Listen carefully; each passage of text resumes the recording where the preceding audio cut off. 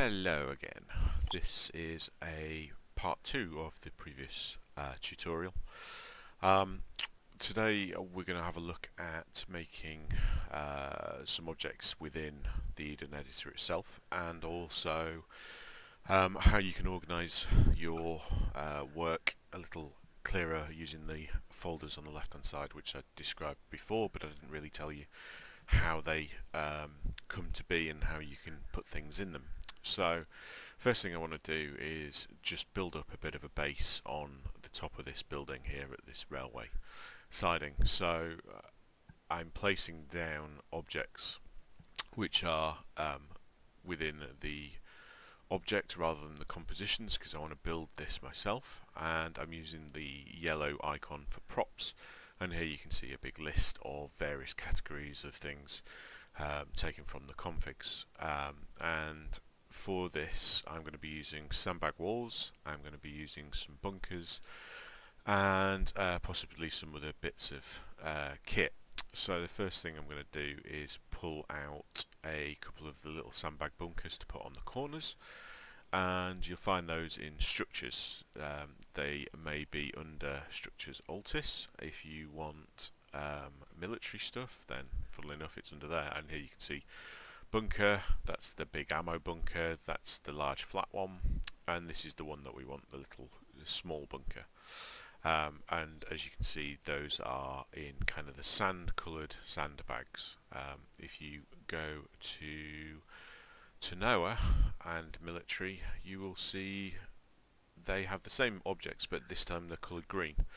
So it very much depends on which theatre and which aesthetic you prefer as to which of those you use. I personally want the sandy ones for here, so I'm going to grab a bunker and I'm just going to place it on the roof, and once I've clicked it you can see it's facing the wrong way. So to change that round, all I'm going to do is hold the shift button and drag it, and you can see this arrow comes out, and that's clearly the back, so I want the back facing down into the building, if you like, and I'm going to push it over so that it meets the edge. It looks a bit rubbish because of the grass texture, but that's about as good as you're going to get. So without trying to build the whole thing yourself, and that is quite difficult. So we'll leave it there. And I want another one of those, so I'm just going to select it, Control C and Control V to paste it over on this side. Now I'm going to build some sandbag walls around these two structures to give the guys in them a little bit more room to run around in, and you'll find those in either fences or walls. Now it depends. Fences has sandbags, and walls, military, has the HESCO barriers. So it depends again what aesthetic you're looking for as to where this stuff is. It would be very handy if it was all in the same place, but it's not. There are other sandbags available as well, which are within cup and walls, cup, military, maybe not military. You can also use the search bar up here. If I stick in bag, you can find, it's called bag fence, big bag fence, here we go. So it's in structures European, sorry, military, and these bag fences look slightly different to if I take a long, where's it gone? There we go. About the same size, but they are significantly thicker and very slightly higher, and it matches this kind of construction better. So those are the ones we're going to use, and I'm just going to move it over there, and again holding shift I can rotate it round and build out a little bit of a defensive position. Don't worry about cutting and clipping objects together. Armour doesn't mind in the main things like this touching each other, and so on. So I'm just building out a little bit of a position here, nice and quickly. And all I'm doing is cutting and pasting, and you can multiple select by left clicking and dragging the mouse, and there you can see I've selected 2. If I now Control C and Control V, I get 2. Nice and straightforward and quick to move about. So that's a fairly straightforward position there. So what I'm going to do now is just show you how you can create a folder to organise this in, because at the minute you can see up here they're all within the empty slot, and if you imagine a map that's got, if I zoom out, all of these objects on,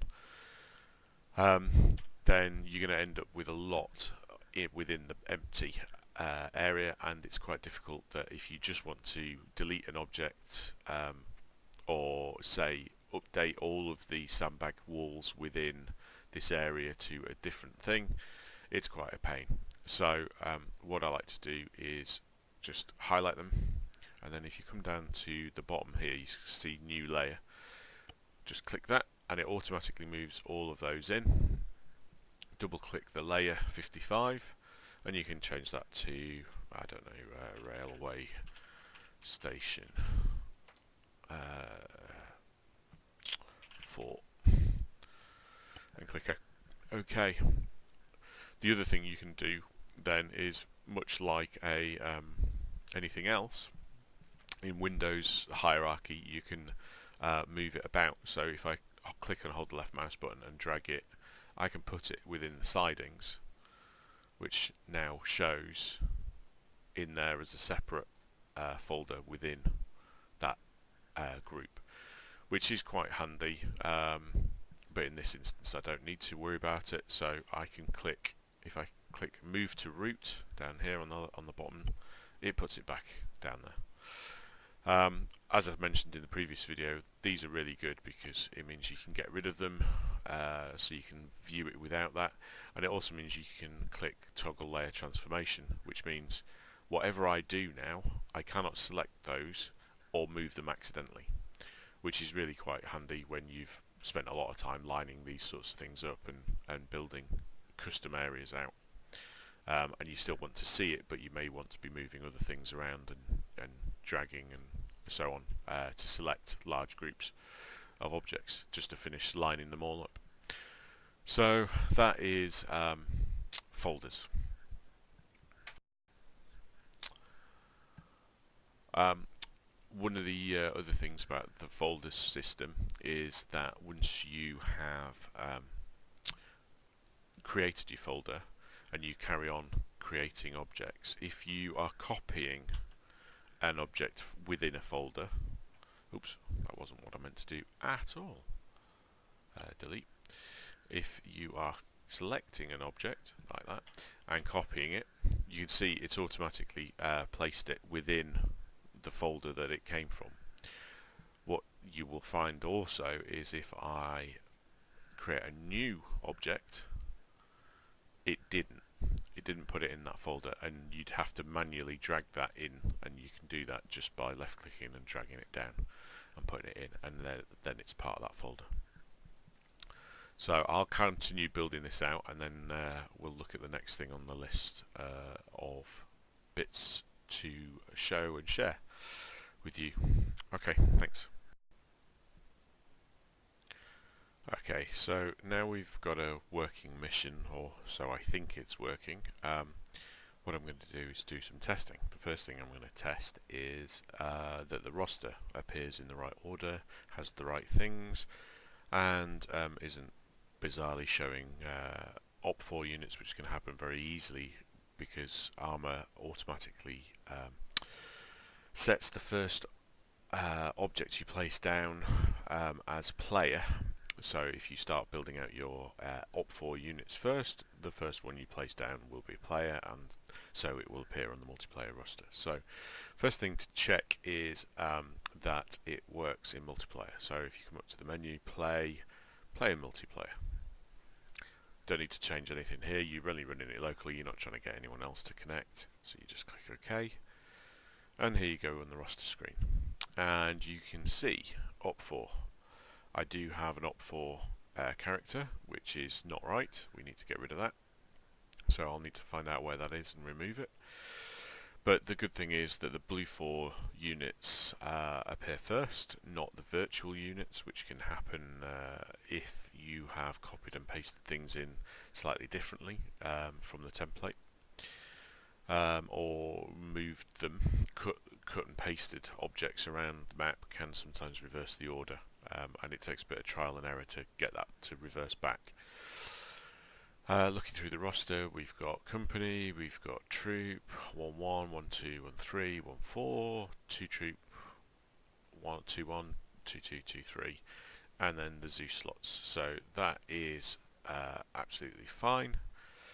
So that's pretty much as far as you need to test on the roster side of things. Obviously, if I want to click on here and go through, I can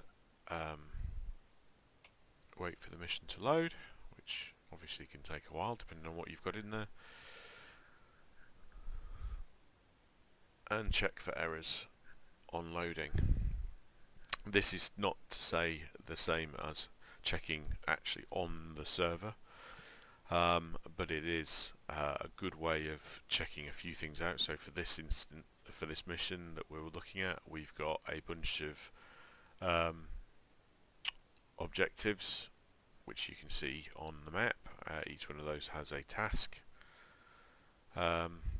associated with them. They're all set up to be triggers, so that's easily done. Task, you can check your text, make sure that these are all updated. As you can see, I've mentioned it in the previous video, I'd intended using a crane, so that description needs changing, and just run through and make sure that they're all nicely formatted and got the right wording, and as you can see, when you select these, they change which objective it is. Click through, and this is the real test. Make sure that there's no errors here, and there aren't. So it's almost dawn, but it's still not quite light enough. Sent to my track IR, so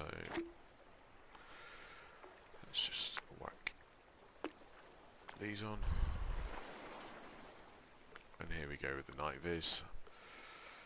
There's the boats. So the first thing you can see is that the boats have already started drifting away from the land, which is suboptimal, so they'll need tweaking and pushing into a slightly different position. Those two, because they were all in a line, these two are fine. Let's just check that we can actually get in. Driver. And that the thing moves without being commanded, which it does. Awesome. So that's about all we need to test there. What we'll need to do is make sure we test on the server itself, which will require making a zip file to send the mission file across to whoever is hosting it onto the dev server for you.